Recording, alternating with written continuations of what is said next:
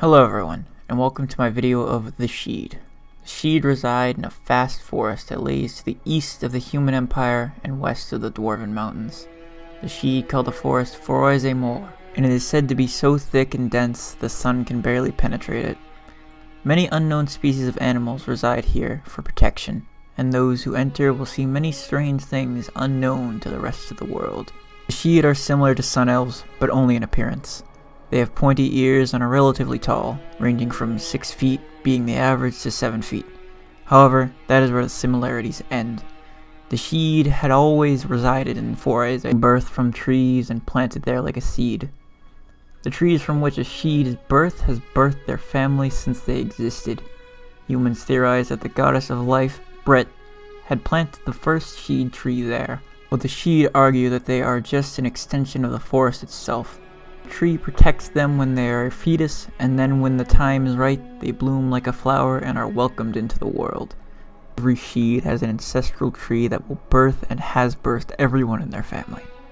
This tree is essential not only for the continuation of the family, but because the Shide lifespan is dependent on the tree. If it is cut down, they die, and there is no way to bring them back. Due to this dependence, the Shide way of life has developed to revolve around nature. The religion of the Shide is rather unique. Unlike humans and dwarves, the Shide worship a single spirit, a giant tree that wanders the forest. They do not see the tree as malicious in any way. It's quite the opposite. They have dubbed the tree the Wanderer, and if a Shide happens to see it, it is a good omen, because it is protecting you. To the Shide, the Wanderer is a gift from the forest itself, as thanks for looking after it. They have also perfected a way to shapeshift into animals through magic. It is said that the Wanderer had taught them this talent a long time ago when the first generation of the Shide had first bloomed. Entire cities are buildings that are grown out of plants inside the forest. Shide simply guide the plants to grow in the way they need them to, through the ways that do not harm the plant. Every Shide has the ability to talk to animals, and are fiercely protective of nature and her children. This has led to border skirmishes between the Shide and the human empire due to logging camps being set up along the forest border. Due to their extreme stance on nature and the world's sheer disregard of it, the Shide tend to be extraordinarily isolationist, and although there are cases of Shide leaving the mystical wood, it is very rare. This is at the behest of the world because with their natural inclination with nature, they make fantastic natural doctors, knowing immediately what herbs are good for healing whatever ails you. Thanks to limited interaction with the outside world and the forest acting as a natural border, they aren't a unified people. Although similar in language, culture, and religion, they never had a reason to come together for a greater cause. This, however, is changing. The dwarves to the east are cutting further and further into the woods to feed their mighty fires inside the mountains. The Shide theorize this is to create what the Shide see as these weird mechanical animals that seem to cut down twice as many trees than the average dwarf. Then, to the west, the humans are expanding, creating massive cities. Once fertile grassland for animals to feed on have become sprawling metropolises, and they show an apparent disrespect for nature that's much unlike the dwarves. The dwarves at least have the decency to live inside the mountains and not waste the trees to create their homes. Humans slash and burn areas to make flat plains to which they then cut down entire woods to build their structures. Every year it gets worse as the northern part of the wood gets smaller and smaller due to human expansion. Eventually, enough has to be enough. The Shide have attempted to settle things diplomatically, but have been ignored or even mocked for their way of life. Something has to be done to protect the forest. The humans need to continue their logging efforts in order to feed their war efforts in invading the Ingusfelian tribes to the south. It also doesn't help that the humans see the Shide as a backward people due to their lack of splendorous marble cities and perceived lack of pantheon of gods similar to theirs.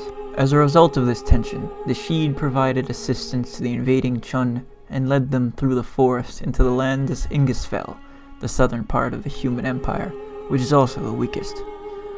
Mulham, the new Chun warlord who was making a name for himself as a military genius, promised the Shide that when the war was won, he do not interfere with the affairs of the forest. After the attack on Sandvik, which signaled the start of the human and Chun war, the Shide saw that the times were changing and understood that if they wanted to survive, they needed to unify. So they all came together and voted for a Seniri, which was to act as leader for all Shide. The Seniri is responsible for protecting the forest, as well as the militaristic and domestic affairs of all Shide. From this point on, the Shide were unified under one leader, who had a theocratic authoritarian rule over the lives of everyone, but was democratically elected. The man they chose was a hardline zealot by the name of Aligi, who was well respected and generated an aura of respect from everyone who knew him. The first order of business in the eyes of Aligi was to reinforce the protection of the wood. With the oversight of Mulham, they successfully pushed the humans and dwarves from the forest border.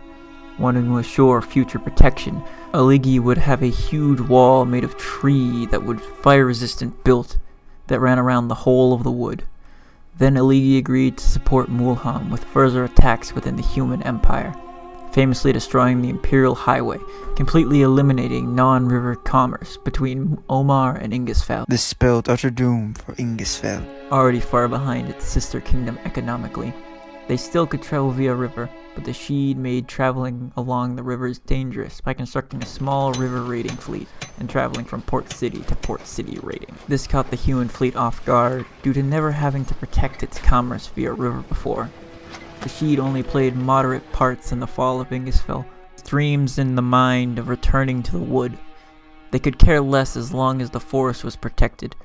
Aligi recognized this and allowed Mulham to do the brunt of the work and collect the glory, only offering support as guerrilla attacks and showing the Chun how to outmaneuver the humans and stay hidden within the forests. The invasion at the beginning progressed well, with Ingisfell falling swiftly and the Chun continuing the attacks across the Ormar border. Eventually the human empire would fall into civil war and victory seemed all but assured. This greatly pleased Aligi, seeing preparations for a future dominated by Shide and Chun.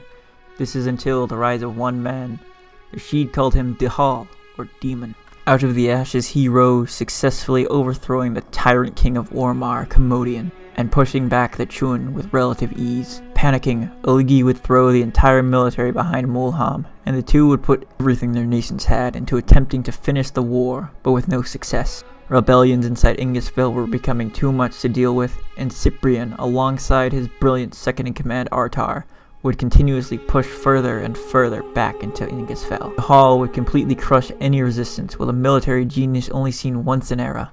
Completely thrown off guard, Aligi turned his army around and ran for the protection of the wood, behind the natural wall he had built.